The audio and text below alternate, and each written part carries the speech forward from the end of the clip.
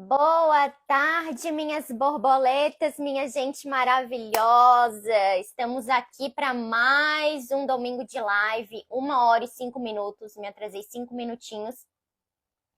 Hoje é dia. Que dia é hoje? 19 de novembro de 2023. E vamos começar aqui uma live. O que significa a psicanálise afinal? Por que ela é importante pra gente? Os conceitos e as teorias mais importantes. Não dá pra gente falar tudo sobre ela aqui, né? Porque senão a gente vai se estender. Mas a gente vai falar dos pontos principais e das partes mais importantes. Aqui parou de chover, agora tem sol, tá um dia quente. Como é que tá na cidade de vocês? Porque na quinta-feira, quando eu fiz o Quinta no Divã, tava uma chuva aqui. Dava até pra ouvir os raios, ou as trovoadas, quer dizer. Gente, vocês estão conseguindo me ver e me ouvir bem? Quem estiver conseguindo me ver e me ouvir bem, por favor, digita o número 2 para saber que tá tudo certinho. E vamos começar. Vou só dar alguns recados aqui para vocês antes. E depois a gente inicia. A live, ela não fica gravada aqui. Então, ela fica gravada só no canal Psique da Criança lá no YouTube. Então, durante a semana eu coloco ele lá, eu aviso sempre nos stories quando o vídeo já tá pronto lá no YouTube. Então, quem perdeu, quem não conseguir ver até o final, vai estar lá depois. Ó, já falaram aqui, Fortaleza, o sol está trabalhando bem forte, que delícia, eu amo calor. Aqui tá muito quente, Fortaleza. Aqui em São Roque, São Paulo, chove bem. Ixi, não sou muito da chuva, mas vamos lá, gente.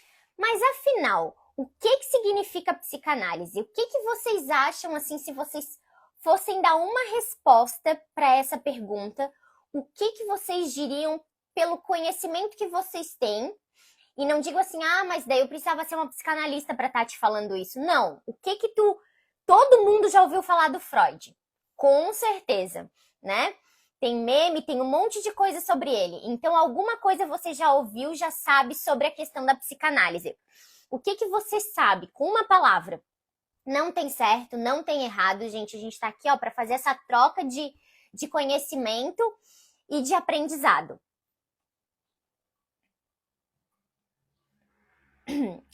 É a cura pela fala. Ai, acho lindo. Uhum. Tá. Que mais? Ótimo, Dânia. Danila? Acho que é isso, né? Não sei se eu tô falando teu nome certo.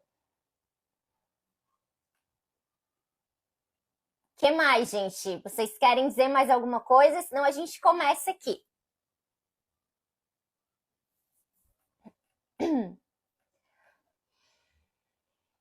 Bom, vamos lá então. Tá certo então, Danila. Aqui, mais uma. É entender onde está a raiz das demandas, dos nossos desejos, das nossas fantasias inconscientes. Legal. Descobrir o seu próprio eu. Uhum. Gente, é tudo isso e muito mais. Mas aqui vocês já estão, ó, dando a resposta certinho.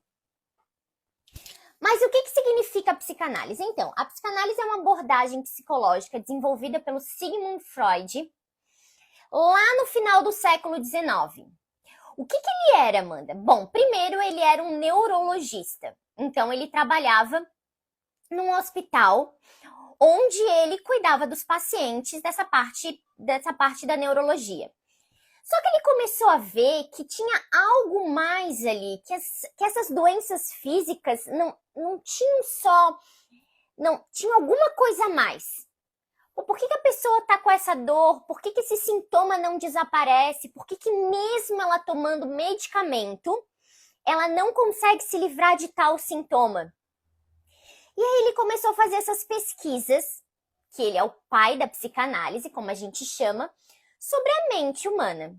O que está por trás? O que tem mais aí nessas doenças, nesses sintomas, nessas demandas, nesses desejos, nessa necessidade do ser humano que a gente não está conseguindo ver.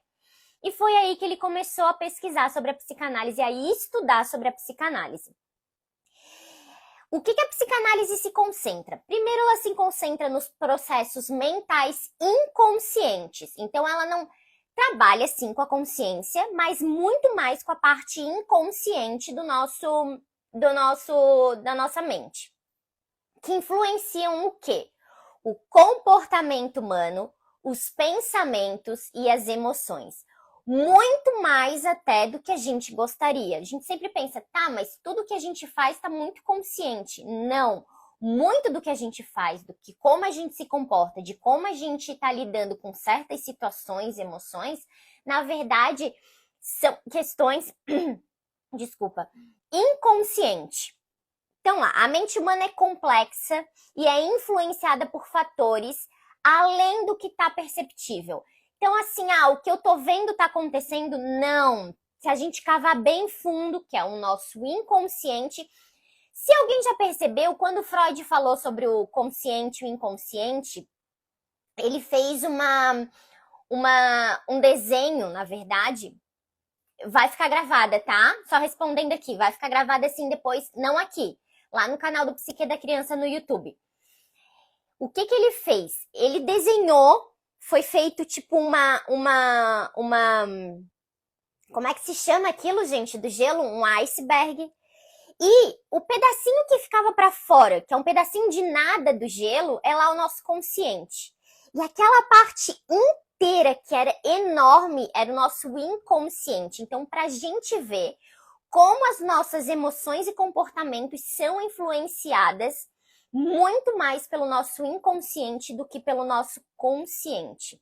Por isso que a gente sempre fala, lá na psicanálise, quando a gente vai fazendo atendimento, a pessoa vai falando, vai fazendo essa associação livre. O que é isso? Ela fala tudo que vem à mente, sem ficar com medo de julgamento, sem estar com pudor, sem estar com nada. Ela diz o que está vindo à mente. Muitas vezes as coisas que ela vai falando, nem ela se escuta do que ela está dizendo. E pode ter alguma coisa a ver com alguma coisa que aconteceu com ela.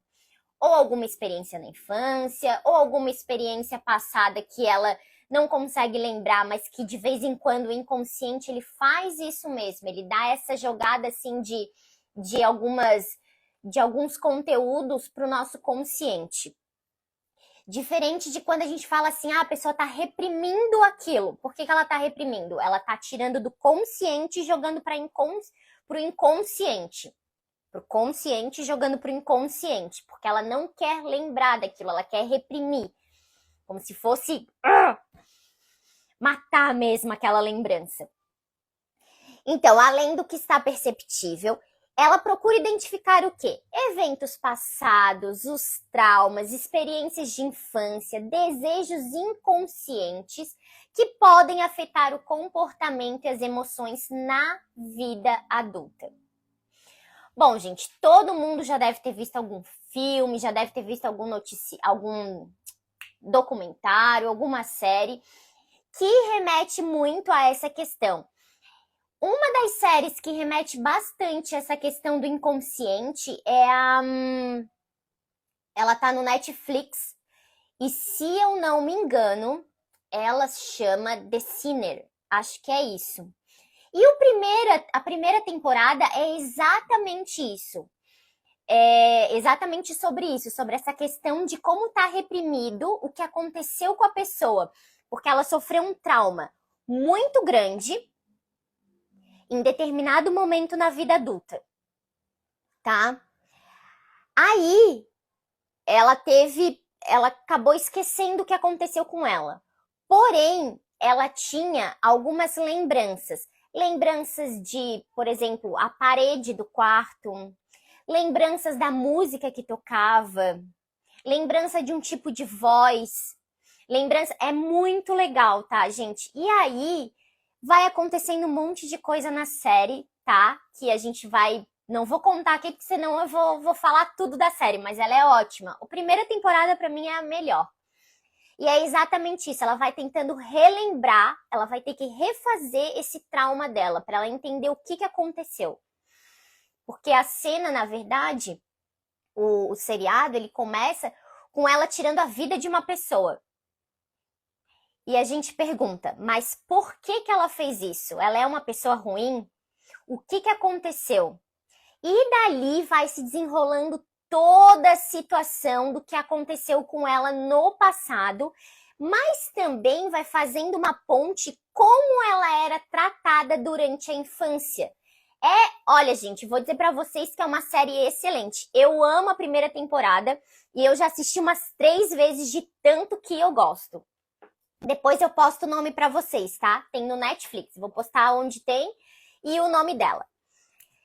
Então, aqui, como a gente disse, ó, identificar eventos passados, os traumas, as experiências de infância que tem ali no seriado, mas também eventos que ela passou alguns anos atrás, ou seja, que não era assim quando ela estava lá na infância, mas que ela tinha há 5 anos atrás, só que ela simplesmente esqueceu. Esqueceu em partes, porque o consciente faz o que? Ele vai reprimindo. Porque a gente não consegue saber se aquela pessoa que vai lembrar de todo um evento traumático, vamos dizer assim, tu passou por um evento, um trauma. E aí o que acontece? Se tu chegar, passou um tempo, tu conseguir lembrar em detalhes, muitas vezes a parte psíquica, a nossa psique, ela não consegue dar conta disso. Então a gente pode entrar em alguma questão assim, questão de algum transtorno, alguma coisa mais séria. Então, por isso que geralmente a gente tem a ajuda de alguém para a gente poder refazer esse caminho, mas de uma forma mais tranquila, não que o inconsciente jogue toda essa questão para a gente na mesma hora, porque senão a gente não aguenta. Ao longo dos anos, a psicanálise gerou muitas teorias e conceitos, que é o que a gente vai falar aqui depois, as teorias e os conceitos que existiram, que são os mais importantes. Ela enfrentou e ela enfrenta ainda muitas críticas. As pessoas, bom, vocês já devem ter visto que teve 2 cientistas aí, não lembro o nome deles, que escreveram um livro falando sobre a psicanálise e sobre outras ciências, desmerecendo todas as outras ciências e também a psicanálise. Mas são pessoas que não estão nesse ramo, que não têm o estudo de realmente desse tipo de ciência. Então, geralmente, as pessoas acabam desmerecendo porque não acham que é ou que é certo, ou que dá certo. Então, ela recebeu muitas críticas, mas também evoluções. Ela foi evoluindo ao longo do tempo. A psicanálise, ela influencia, assim, isso, Natália Pasternak, acho que é isso. Não sei se eu tô falando certo, mas é essa mesmo. É essa mesmo. Desculpa, eu não sei o teu nome. Eu acho que é o teu sobrenome aqui, né? Mas foi essa mesmo. Acho que foi ela e o marido. Acho que os dois são casados e escreveram sobre as questões das ciências que eles não acreditam, que eles chamam de Miguel, eles escreveram sobre as diversas ciências, inclusive a psicanálise. A psicanálise, ela influencia várias abordagens terapêuticas, sim, muitas, e molda a nossa compreensão sobre a mente humana. Por que a gente fica com tanto medo, assim, de pensar assim, nossa, mas se tá lá no meu inconsciente, como é que eu vou saber lidar? Porque a gente tá seguro quando a gente tem consciência de algo. Mas quando a gente não tem consciência, quando algo aconteceu e a gente não consegue lembrar, saber ou entender por que a gente age de determinada maneira, por que a gente se comporta de certa forma, por que as nossas emoções às vezes são tão conflitantes, por que as nossas reações também às vezes podem ser tão explosivas e às vezes tu ser uma pessoa completamente diferente. Exatamente, gente, o que eu tô falando aqui é exatamente esse negócio do seriado. Uma pessoa, uma mulher, extremamente calma, sem antecedente criminal nenhum, sem nunca ter feito mal pra ninguém, simplesmente mata uma pessoa. Todo mundo via ela como uma culpada. Não, tem que prendê-la, é culpado, o que ela fez não tá certo. Não tá certo, obviamente. Porém, vamos investigar o que aconteceu com ela. E aí entra na história um outro detetive, entra uma psiquiatra, entra, se eu não me engano, tem uma psicanalista também, e eles vão fazendo esse processo de desenrolar o que aconteceu com ela há tantos anos atrás. É magnífico, gente. Eu vou dizer para vocês que é ótimo. E aqui a gente vai falar os principais conceitos da psicanálise que o Freud nos apresentou. Gente, quem quiser fazer pergunta, pode ir fazendo pergunta, fiquem à vontade, tá? Não precisa ficar esperando até o final, pode ir perguntando sem problema nenhum. Então, o primeiro conceito da psicanálise é a estrutura da mente. Como que é a estrutura da mente? É o id, é o ego e é o superego. Todos nós temos os três. Porém, nascemos lá, bem recém-nascido, a gente só tem o id. Cada estrutura desempenha um papel fundamental na moldagem do comportamento e da nossa personalidade, gente. Obrigada, Gisele! E na nossa personalidade. Sabe quando a gente fala assim, o complexo de Édipo, o superego é o herdeiro do complexo de Édipo? Porque o superego ele vai se formando quando a gente vai passando no complexo de Édipo. O que é o superego, Amanda? A gente já vai falar algo muito importante pra gente. Mas essas três estruturas aqui da mente, o id, o ego, o superego, elas precisam estar equilibradas. Porque assim, não adianta o id tá dominando tudo, porque aí algo vai dar errado. Não adianta o ego tá inflado e tá dominando tudo, porque alguma coisa vai dar errado. Não adianta o superego também estar em completa dominância, porque também vai dar algo errado, como culpa demasiada, essas situações. Por isso que a gente fala às vezes, quem nunca ouviu esse ditado não, né? Mas a gente geralmente fala para as pessoas, isso é coisa de puro ego, a pessoa tá com o ego inflado, tá fazendo isso por ego, coisa desse tipo, né? A gente já ouviu falar bastante sobre isso. O id é a parte mais primitiva e instintiva da mente. Por isso que quando a gente é recém-nascido, lá os bebezinhos muito pequenininhos estão lá com o id prontinho. Por quê? Ele é instintivo, tô com fome, eu chorei, berrei, eu quero comida na hora. Tô sujo, eu chorei, eu gritei, eu preciso ser limpo na hora. O id, ele tá num nível inconsciente e é movido por desejo, satisfações e prazer. Ou seja, ele quer ser atendido na hora. Então imagina se só o nosso id ficasse dominando 100% das vezes de tudo que a gente faz. Bom, seria ótimo pra gente, né? Porque a gente podia ter o que quisesse. Mas o que acontece? Vem o ego, que é a nossa realidade externa. E ele fala assim, peraí, não é assim que funciona não. E não é assim que vai ser. Então, o id ele não se importa com as regras, com as normas e com os limites sociais. O que ele busca o princípio do prazer. Como eu falei para vocês, satisfação agora. Eu quero isso, quero já e quero... Não tem espera. Então, ele busca a gratificação imediata. E ele evita qualquer tipo de desconforto.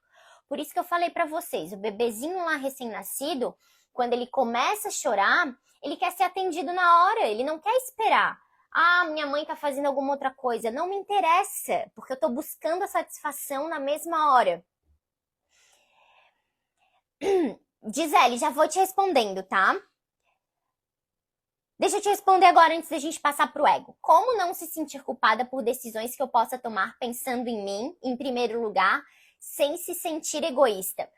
Primeiro, a gente tem que sempre pensar assim, o que eu tô fazendo vai me prejudicar?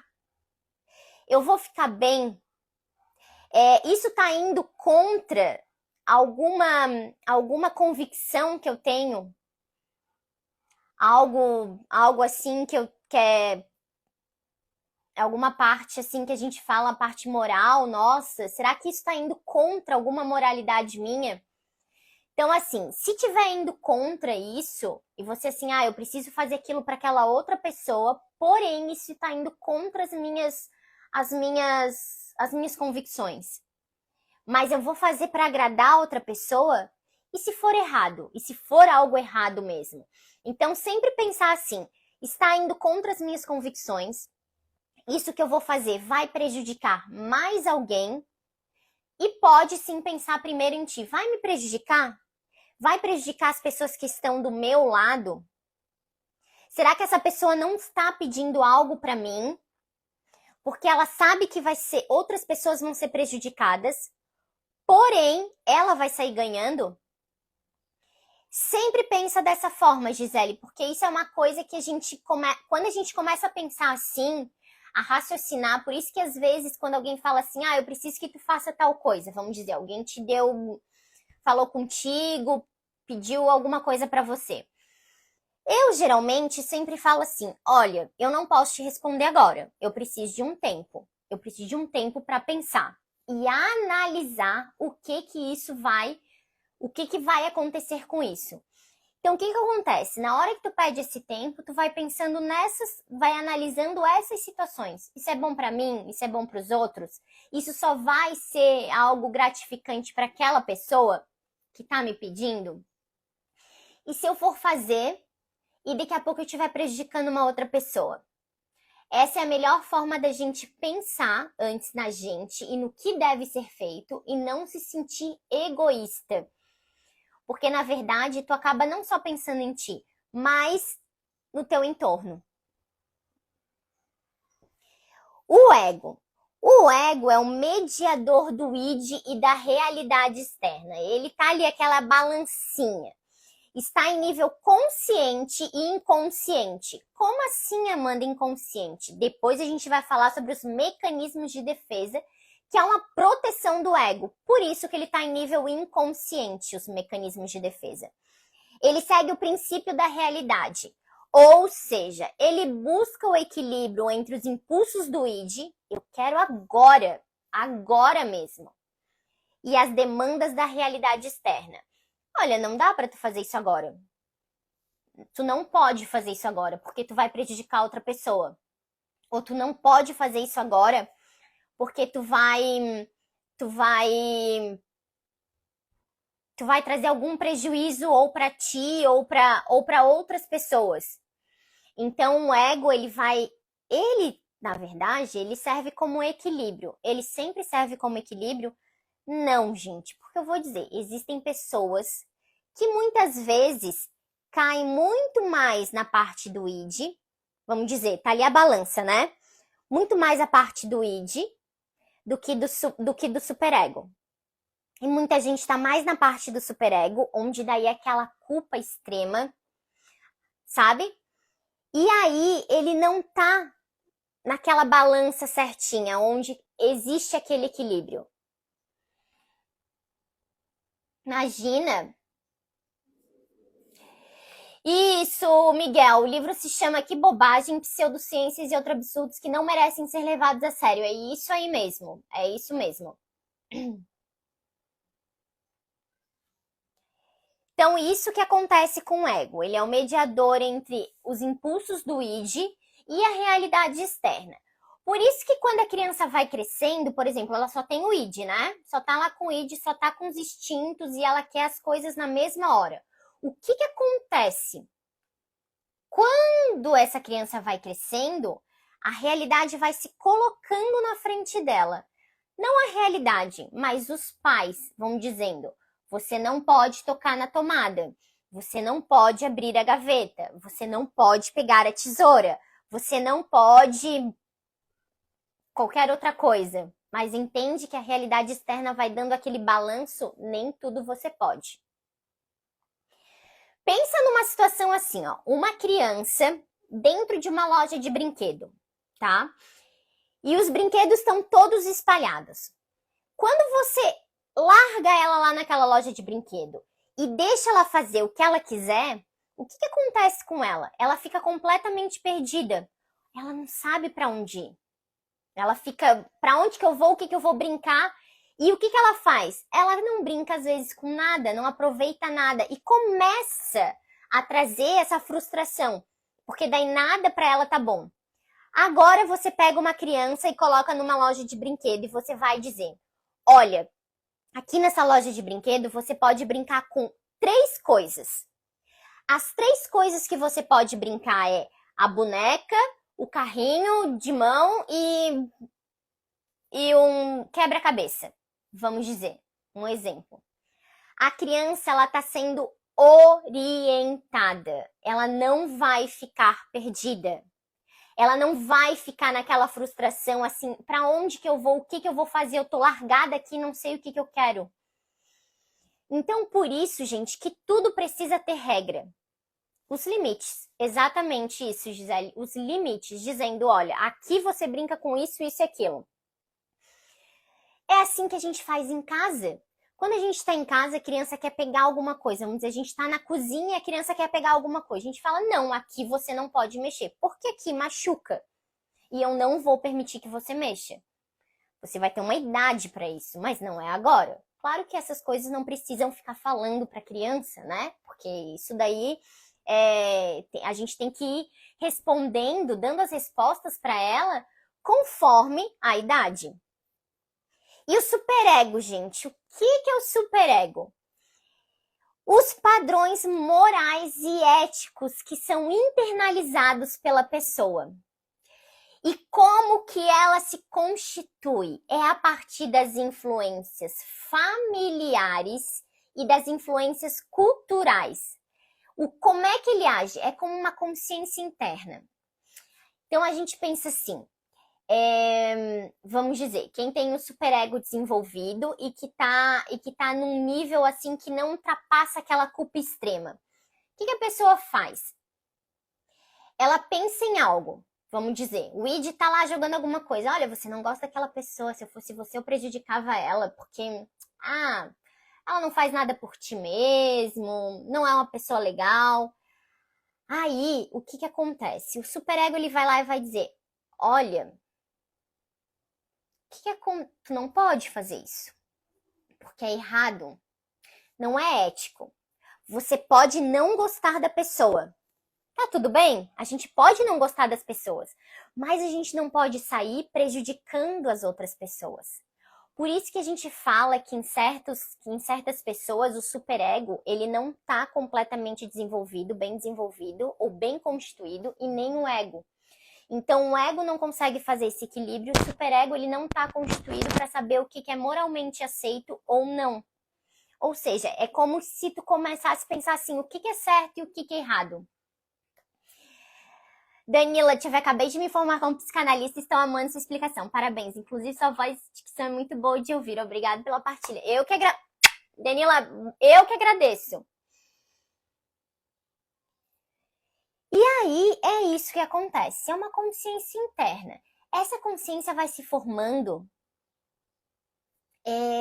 quando a criança vai passando ali do complexo de Édipo. Então, ela vai pensando assim, olha, eu não posso mentir. Porque mentir vai me prejudicar ou vai prejudicar outras pessoas.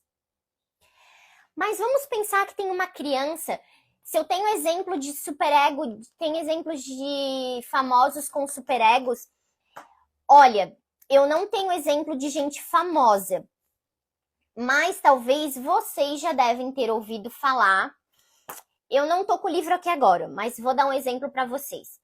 Existiu na década de 90, se eu não me engano, isso é uma história verídica, isso aconteceu mesmo, foi um burburinho que aconteceu lá na Inglaterra, em 1994. Em 1994, o que aconteceu? 2 crianças, por que eu tô falando que eram crianças? Porque um tinha 9 e o outro tinha 10, eram crianças ainda. Já estavam, ou já era para estar com o superego formado? Com certeza. Mas, Amanda, o que aconteceu com eles? Eles sequestraram, raptaram uma criança de 2 anos na época. A criança estava no shopping com a mãe e, de repente, a mãe não viu mais o bebê de 2 aninhos. Essas duas crianças levaram essa criança de 2 anos para um outro lugar e maltrataram. Muito, muito mesmo, tá? Coisas assim que eu tenho o livro da história deles e tem os detalhes, todos os detalhes. Então são coisas assim, gente, que eu não vou nem entrar aqui para vocês falar, porque chega a dar uma reviravolta no estômago. Esses meninos sequestraram e mataram, claro, essa criança, né? Depois ela foi encontrada. E a câmera do shopping começou a pegou o que tinha acontecido, desses meninos levando, dessas crianças fazendo o que estavam fazendo, não que eles filmaram o que elas fizeram, mas estavam vendo que esses 2 meninos tinham carregado essa criança de 2 anos. Claro que isso foi um julgamento, assim, super famoso lá na Inglaterra, porque era um menino de 9 e um menino de 10. De 9 e 10, acho que é isso. Que tinham cometido um homicídio de uma criança de 2 anos. Mas aí, o que estava em jogo? O porquê que eles tinham feito aquilo? O que tinha levado eles a fazer aquilo? Porque 2 crianças tinham entrado naquele nível ali de perversidade. E no livro explica tudo direitinho, como que foi o período da infância deles, como que eles eram na escola, como que eles eram em casa, como que era a influência da família para essa criança, como era a influência dos outros amigos também, da escola, como que era. E os 2 tinham muitos problemas seríssimos comportamentais. Tanto na escola, que a professora depois comentou, como que eles eram quietos, não eram de brincar, ficavam mais na deles, faziam brincadeiras que eram muito maldosas. Então, eram sinais que iam apresentando e a gente vai fazendo o que a gente vai deixando às vezes de lado. Porque a gente pensa, é criança. Tudo bem, gente? É criança. Mas a gente tem que também estar sempre atento aos sinais que as crianças estão passando pra gente. Porque senão, o que acontece? Acontece exatamente o que houve nesse caso. E ali, cada um tinha um problema na família muito grave, né? Um pai já tinha abandonado a família, era alcoólatra, a mãe criava ele, mais 7 filhos, e criava com uma educação super autoritária, muito punitiva, não dava atenção, as crianças eram abandonadas. Então, tudo isso vai fazendo o quê? Esse menino não vai vendo o que é certo e o que é errado. Não é assim que os pais vão ensinando para ele, porque ele não tem um modelo. E quando a gente não tem um modelo dentro de casa, como que a gente faz? Por fim, nos princípios, Gisele, por fim, no princípio, os valores éticos, familiares, morais, para serem aprendidos na infância. Exatamente. É isso aí. A gente vai aprendendo essas situações na infância. É ali que a gente vai dizendo o que é certo e o que é errado. Então, gente, eu tô trazendo esse caso desses 2 meninos que ficaram muito tempo presos. Depois eles foram soltos, os 2, com novas identidades, obviamente.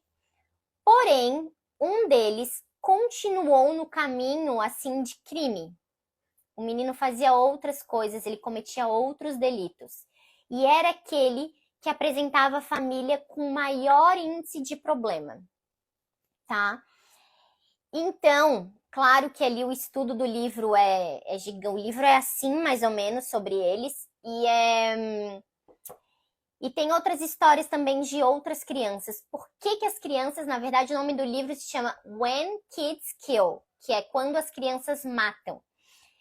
E é muito interessante, bem interessante mesmo. Ele não tem no português, tá, gente? Mas quem quiser entrar, acho que na estante virtual ele tem para vender. Ou, se eu não me engano, na Amazon. Eu comprei pela Amazon, foi isso. Demorou um tempinho para chegar, mas veio.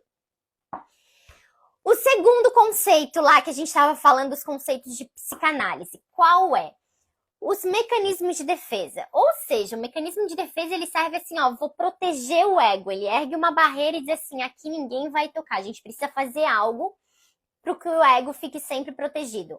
Então, são estratégias psicológicas que o ego utiliza para se proteger de ansiedade, de angústias, de conflitos internos que surgem dos impulsos do id com as demandas do superego.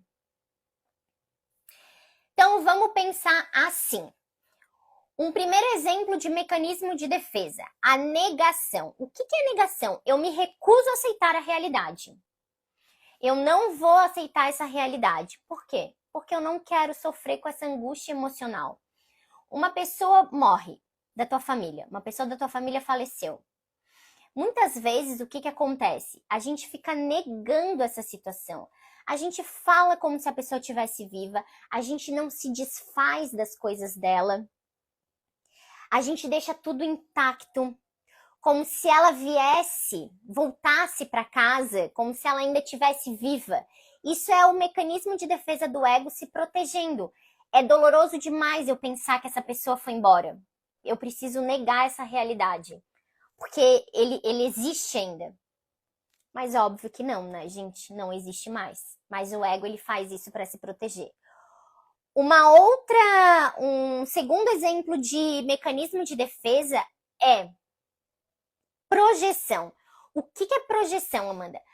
Nós fazemos muito isso. Por que eu tô dizendo nós? Eu faço, meu marido faz e todo mundo faz na vida. É comum fazer? É. Mas também é importante a gente estar olhando para si e compreendendo o que nos incomoda em nós. Então, é atribuir sentimentos ou comportamentos indesejados a outras pessoas, ao invés de reconhecê-los em si mesmo. Muitas vezes a gente fala assim de tal pessoa. Ah, porque aquela pessoa é muito irritada. A gente toca num assunto específico e ela fica completamente nervosa.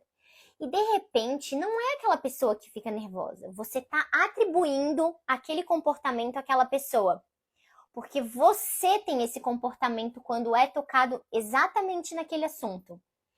Então, assim, eu não quero ver em mim. Existe no outro, tá no outro. Então, é melhor estar no outro do que estar em mim. Por isso que a gente fala, o que incomoda muito nos outros, a gente tem que parar e olhar pra gente. O que será que eu faço que é parecido com isso?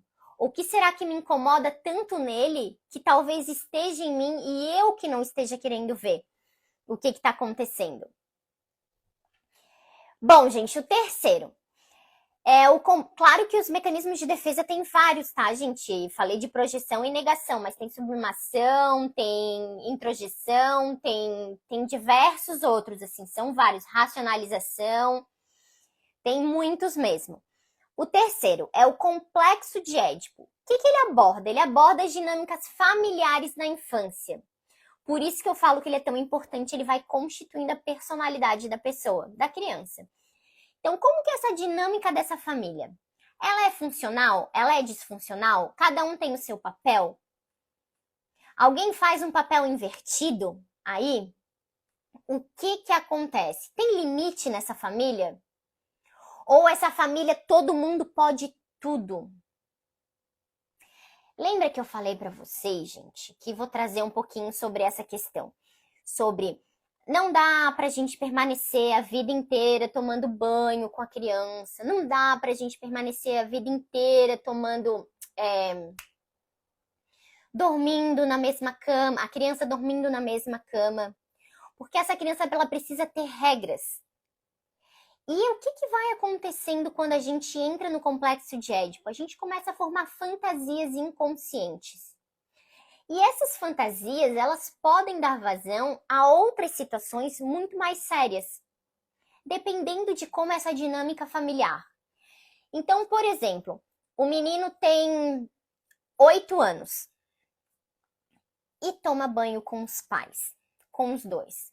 É certo? Não, gente. O menino já tá na hora de tomar banho sozinho, de ter a privacidade dele, e os pais tomarem banho sozinho, não estarem andando pelado com ele. Ah, mas eu quero que seja algo natural pro meu filho. Então, gente, isso daí, tu pode achar que vai ser algo natural. Mas o problema é que essa criança vai também estar suscetível a outras questões.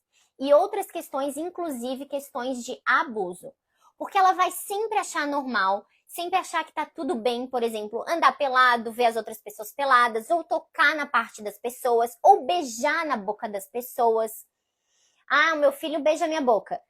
Tudo bem, não tô aqui para dizer como cada família deve seguir, mas eu tô aqui só para orientar vocês para dizer o que pode ir acontecendo lá na frente.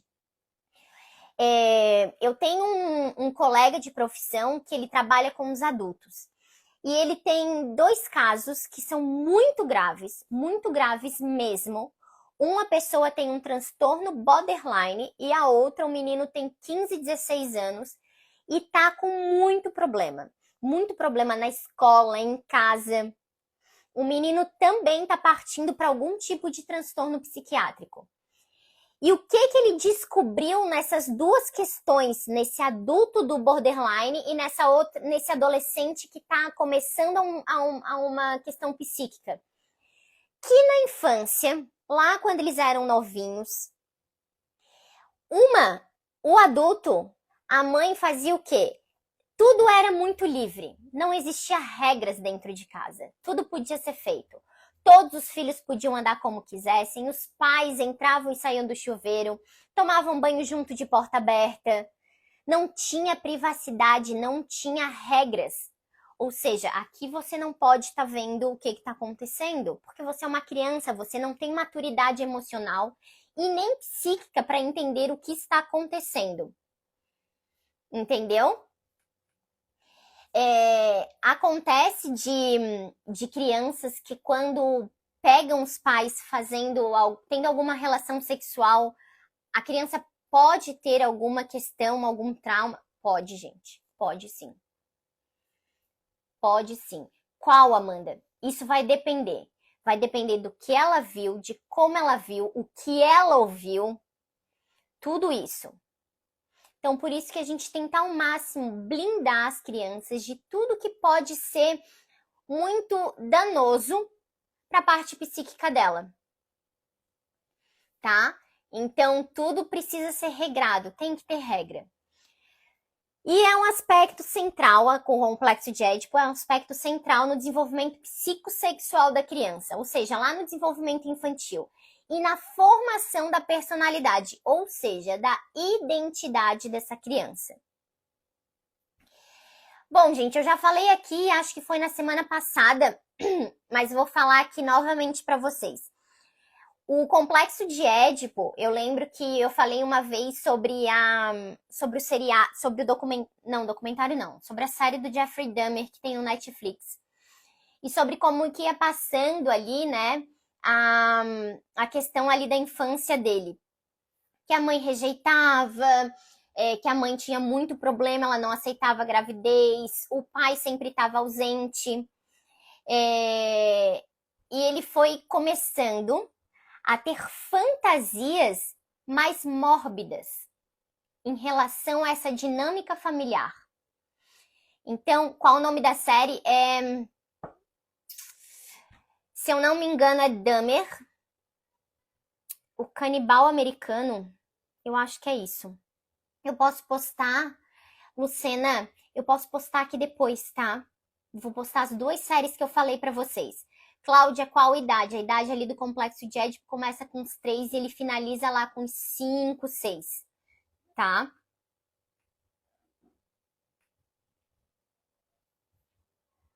Então, e como você classificaria o caso da modelo Andresa Urach? Acho que é isso, né? Não sei se estou falando certo. Onde quem filma os filmes dela de conteúdo pornográfico é o filho que é maior de idade. Olha, gente, eu vou dizer para vocês que o que ela faz também vai trazer consequências para o filho dela. Não agora. Agora tudo pode estar sendo normal, mas vai trazer lá para frente. E outra coisa, como que uma mãe expõe isso para um filho? Ela pode até fazer, não tem problema nenhum. Não estou julgando porque ela está fazendo. Ela faz o que ela quer.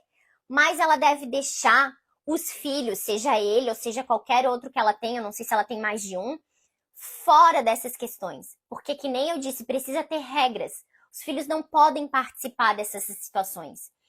Ah, mas se de repente o filho vê depois na internet. Bom, Aí vai ser um caso a mais que vai ter que ser entendido mais pra frente, tá? Do que vai acontecer com essa criança. Tipo, vi minha mãe sendo exposta a alguma coisa. Tem uma situação que aconteceu há um tempo atrás, de uma mãe. Ela fez uma não sei se foi uma postagem, uma publicação, que ela estava nua. E o filho começou a receber muita. Os amigos na escola começaram a falar, começaram a criticar, né? Não criticar, mas falar sobre a mãe dele. E aí, quando ele chegou em casa, ele foi conversar com a mãe. E a mãe, ao invés de acolher, conversar com ele sobre o que tinha acontecido, ela fez o contrário. Ela filma debochando dele e rindo da situação. E o menino tá chorando no vídeo. Por que ele tá chorando? Porque ele tá extremamente constrangido com a situação. Mas além de estar constrangido com a situação, ele tá entendendo que a mãe dele não acolhe ele, não tá ali nem para explicar o que aconteceu. Porque como ele é um menino já adolescente, a mãe podia estar muito bem conversando com ele. Mas não, ela filma e posta isso na internet. Eu acho que esse vídeo já não tá mais na internet, tá? Acho que tiraram por causa do adolescente, não sei se deu algum problema na justiça por isso. Mas é exatamente isso que acontece. Ele chega pra mãe pra questionar sobre essa situação, a mãe vai debochando dele, porque os amigos estavam rindo, porque os amigos tinham visto, e ele vai chorando. Claro, ele vai caindo no desespero, porque a mãe nenhuma satisfação ela dá pra ele. Então quer dizer que eu preciso dar satisfação agora pra criança? Não, gente, não é isso que você precisa dar satisfação. Mas quando seu filho vem te perguntar alguma coisa, a gente tenta, conforme a idade dele, estar respondendo de forma clara e objetiva. Então, é muita gente sem noção, não tem nem ideia do papel deles no mundo. Exatamente, Nina. Educadora, as pessoas não tiram tempo para os filhos e querem... Deixa eu ver, acho que tu escreveu mais alguma coisa, né? Mas é isso mesmo. As pessoas não têm... Ela não entra no papel de mãe. É como se ela fosse amiga do filho. Ela não é amiga do filho. Ela não pode colocar o filho nessa situação. Ela não pode expor o filho nessa situação. Então, gente, eu acho ali o caso da Andressa um caso bem delicado. Mas como eu falei pra vocês, eu não tô aqui pra julgar o que ela faz, como ela faz. Que é errado ela tá expondo o filho dela e tá trazendo ele pra fazer parte disso, mas assim, cada um tem a sua consciência, né? A gente vai ver depois o que vai acontecer lá na frente. Eu sempre falo, tem gente que gosta de pagar pra ver e tem gente que vai fazer as coisas pra evitar. Cortar qualquer mal pela raiz. Qual dos dois a gente vai ser? Qual dos dois a gente quer ser? Então, gente, e o quarto conceito... Desculpa, o quarto conceito da psicanálise são as fases do desenvolvimento psicossexual. O desenvolvimento infantil ocorre em fases distintas. O Freud já explicava sobre isso. Cada um associado a uma parte do corpo e a desafios específicos. Por isso que a gente fala assim, nessas fases do desenvolvimento, vocês já ouviram falar em questão de fixação? A pessoa tá ainda naquela fase lá oral, né? Ela não saiu dessa fase, ela não conseguiu seguir essa fase adiante. Então vamos começar. Vou dar uma explicação um pouco mais rápida aqui de cada fase, porque são 5. A primeira é a fase oral. Onde que é a região de prazer? É a região da boca. Então, o que vai desenvolvendo na criança? Ela busca o prazer pela sucção, onde ela mama, onde ela põe as coisas na boca, pela ingestão e também pela fala, pela linguagem. É ali que geralmente a criança desmama e ela, logo em seguida, um pouco depois, ela começa né, um pouquinho antes, a balbuciar. Ela já está começando a fazer esses movimentos e esses sons e depois ela vai aprendendo a falar. Por isso que as crianças aprendem a falar antes de elas desfraldarem, porque seria um segundo momento da fase do desenvolvimento infantil aqui para psicanálise. Então, a fase oral é a região, é a boca, o prazer é na sucção, na ingestão, na fala. O segundo é a fase anal. O que é aí importante? É o dos esfínteres. Ou seja, a criança começa a segurar e a soltar o quê? O xixi, o cocô, ela aprende o controle dos esfínteres. É o aprendizado de controle, não só dos esfínteres, mas do controle dela, das normas, dos limites e das regras. Por isso, gente, que quando a criança, vamos dizer, tá lá fazendo, tá lá desfraldando, e ela já sabe pedir para ir no banheiro, ela já tem essa consciência de eu posso ir no banheiro, eu sei a hora que eu quero fazer xixi. E ela começa o tempo inteiro a fazer xixi na calça, ou fazer cocô na calça, a gente começa a falar, onde que a gente faz xixi? A gente sempre vai colocando esse limite nela, tá? A gente ajuda ela, mas a gente orienta. Não é aqui que você faz xixi, não é aqui que você faz cocô. Você tem que ir pro banheiro, você sabe disso, você já faz isso em outros lugares. Tem criança que às vezes faz assim um xixi, o cocô na calça, só em determinados lugares. Só quando vai pra casa da avó, ou só quando vai pra escola, tá? Então, isso daí é bem essa parte aí do controle das normas e dos limites e das regras que a gente começa a estabelecer com as crianças, ali na idade de 2 aninhos, por aí. Um pouquinho antes até. O terceiro é a fase fálica. É a região dos órgãos genitais, onde a criança começa a perceber o quê? A diferença entre os sexos. Existe a menina e existe o menino. Então, diferença entre menino e menino. E aqui que se inicia o complexo de Édipo, na fase fálica. Deixa eu ver que alguém falou alguma coisa aqui. Deixa eu voltar um pouquinho. Deixa eu ver onde é que tá, que eu vou respondendo e vou falando. A Rose. Até hoje nunca fiquei longe do meu filho, ele tem 2 anos, mas também tenho equilíbrio emocional. Não me sinto preparada com a teimosia. Grito muito com ele e até já bati. Rose, desculpa, vou te falar o seguinte. Perder controle, às vezes, a gente perde a paciência. Somos feitos de carne e osso, gente. Não tem como a gente ser perfeita. Se alguém fala assim, ó, existe mãe perfeita, isso é mentira. Isso é mentira, não existe. Ou ela tá sem filho nenhum, porque daí ela pode ser perfeita. E ainda mais aqueles que não têm filhos vão dando as recomendações de como tu deve fazer, né? E muitas vezes falam até, tem que bater, tem que fazer isso. Não é assim.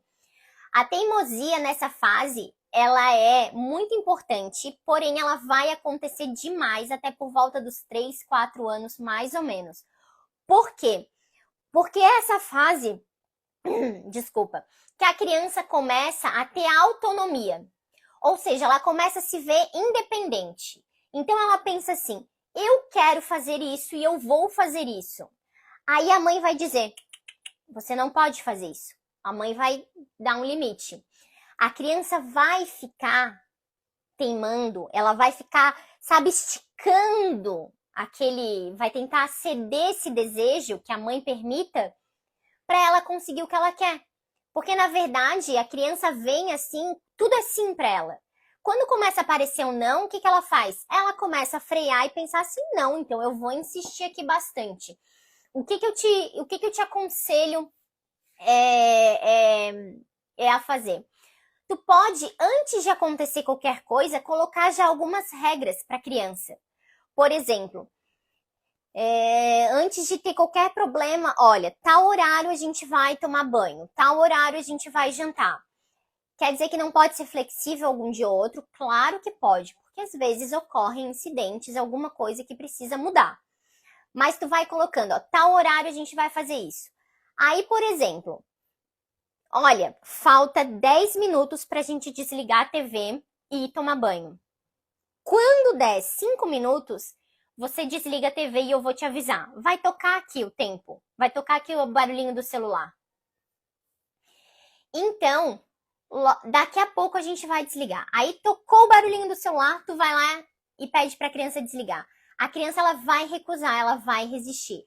Aí você sempre vai estar falando: olha, você quer que eu vá aí te ajudar? Porque eu te expliquei que a gente ia desligar em tanto tempo, na hora que o celular tocasse. Se a criança não desliga, quem desliga é você.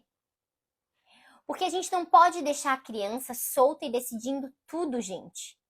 Sabe? Que nem assim, meu filho quer usar o celular o tempo todo. Gente, quem decide que a criança pode usar o celular? É a própria criança ou é o pai e a mãe? É o pai e a mãe, gente. É isso que a gente fala, tipo, de ter o limite e ter as regras com as crianças. Falei da fase fálica, né? E agora o quinto e último, o período de latência. Que é o quê? Quinto e último não, gente, desculpa, é o penúltimo. Período de latência. Ela começa a diminuir a curiosidade e o interesse na sexualidade, lá quando ela tá com 7, 8 anos por aí, e ela está focada nas atividades o quê? Tanto sociais quanto educacionais. A gente consegue perceber muito isso nas crianças de 7, 8 anos, como elas estão. Elas já não estão focadas nessa parte da sexualidade, mas sim na escola, nos amigos, nas atividades da escola, nas atividades com os amigos. Então, elas estão bem diferentes. E a última, que é a fase genital, a última fase onde todos nós estamos agora, que é o desenvolvimento de interesses sexuais dos adultos, sexuais adultos, ou seja, onde a criança não, né? Onde o adulto, o jovem para o adulto vai entrar agora para buscar por intimidade, por relações sociais, por relações saudáveis, por busca por um companheiro, por uma companheira. Então aí começa esse ciclo depois da período de latência, que vai ali até perto da adolescência, e daí ali na adolescência começa a voltar essas questões sexuais novamente, tá? Aqui, ó, minha filha tem feito exatamente o que eu peço para não fazer. A birra acontece, mas o acolhimento ocorre, mas o limite é posto. É isso aí, tem que ser isso. Acolher, mas o limite não muda, tá? Porque às vezes, o que a criança pode fazer? A mãe acolhe e a criança volta a fazer aquilo. Não, eu te acolhi, eu te entendo. Eu sei como é frustrante e não é bom tá acontecendo isso, parar de ver TV. Eu também ia gostar de ver TV até agora. Mas não é mais hora de ver televisão, tá? Gente, é assim, a gente não precisa bater, a gente não precisa, sabe, se descabelar, mas assim, quando colocar um limite, permanecer com esse limite, tá? Falei da fase, então, genital e aqui, quase finalizando, tá, gente? Cada fase tem um impacto no desenvolvimento da personalidade da criança na vida adulta. Por que eu tô falando isso? Como eu disse, lembra que eu falei das fixações, que às vezes a pessoa fica parada, fica presa numa fase? É como se ela tivesse... Eu gostei muito dessa analogia que foi um professor e um psicanalista, psicólogo também, que fez sobre a questão da fixação. Ele falou que quando a gente passa por essas fases de fixação, por exemplo, a pessoa está fixada naquela tal fase. É como se a gente fizesse uma viagem de trem. Então, para a gente chegar lá no destino, lá no final da nossa viagem, seria lá a fase genital, a última. Só que assim, eu não conheço aquele final daquela viagem, mas eu conheço uma parada antes. Então, para eu não ficar com medo de chegar lá no final, eu vou parar, vou descer nessa parada antes. Aí que a gente fala, a pessoa fica parada, ela fica mesmo fixada naquela fase. Cada uma tem as suas características. Eu posso trazer depois para vocês de cada uma, tá, gente? E concluindo aqui, a psicanálise ela é muito mais do que apenas uma teoria psicológica. Ela é um sistema complexo que explora as partes mais ocultas e às vezes também são obscuras da nossa mente humana. Por isso que eu amo psicanálise, gente, porque a gente consegue lidar e entender coisas que muitas vezes a gente poderia passar anos sem saber, sem entender, sem tentar compreender. Não se percebe na criança, tá, Cláudia? Se percebe depois de um tempo na criança. Por exemplo, tá, como percebe essa fixação na criança? Vamos dizer, tem 9, 10 anos e chupa chupeta. Tá fixado na fase oral. Por quê? Por que será que ele tá nessa fase? O que não foi bem, o que não aconteceu bem aí durante esse processo? Que ele continuou fixado nessa fase, tá? Isso daí seria uma das formas de perceber. Por exemplo, a criança está com 9 anos e continua a chupar a chupeta. Ou então, se ela não chupa a chupeta, ela chupa o dedo. Continua a chupar o dedo. Por quê? Muitas vezes a gente vai falar assim, mas isso é normal. Não é normal. Existe adulto, às vezes, que faz isso? Sim, gente, existe. Não foi caso meu, mas já foi caso de outras pessoas, de outros psicanalistas, de adultos que dormiam completamente em posição fetal, chupando o dedo. Tava fixado lá naquela fase oral mesmo. Por quê? Tinha que se descobrir durante a análise. Mas é isso, minha gente, minhas borboletas, meu povo maravilhoso. Um beijo para vocês, enorme. Quinta-feira teremos Quinta no Divã. Quem tiver coragem, quem quiser